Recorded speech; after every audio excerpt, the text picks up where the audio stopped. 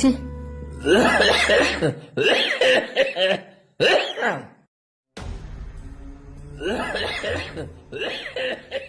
ఏంటి మీ మామ ఎక్కడ పెడితే అక్కడ ఓతున్నాడు, దగ్గుతున్నాడు.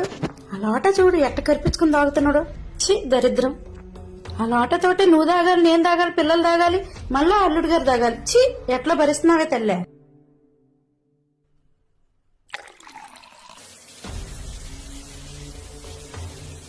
ఇసే పిచ్చి మొహం దానే, నువ్వు ఇట్ట మెత్తగా ఉంటే రేపు ముడ్డుగడుగు మూతిగడుగు అంటారే. మీ ఆయన వచ్చిన తర్వాత ఆయన్ని ఏ అనాథాశ్రమంలో జాయిన్ చేయమని చెప్పు.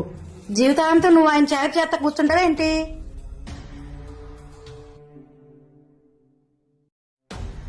ఇదిగో మీ ఆయన కూడా వచ్చినట్టున్నాడు. ఈ రోజు మట్టుకు ఏదో ఒకటి తాడో పేడో తేల్చేసుకో ఏంటి.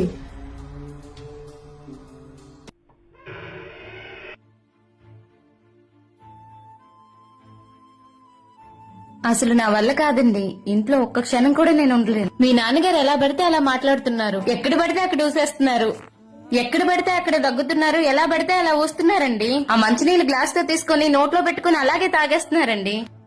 నా వల్ల కావట్లేదండి. నేను అసలు ఇక్కడి నుంచి వెళ్ళిపోతాను. నాన్న మాటలేమీ నువ్వు పట్టించుకోకపోవని. పెద్ద వయసు కదా, ఆయన మైండ్ సరిగ్గా ఉండలేదు. ఎప్పుడు ఎలా మాట్లాడుతున్నాడో కూడా తెలియట్లేదు.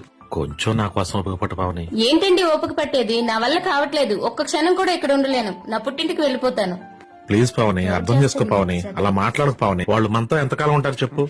మీరు నాకేం చెప్పొద్దండి. నా వల్ల కాదు. ఒక్క క్షణం కూడా నేను ఇంట్లో ఉండలేను. వెళ్ళిపోతాను.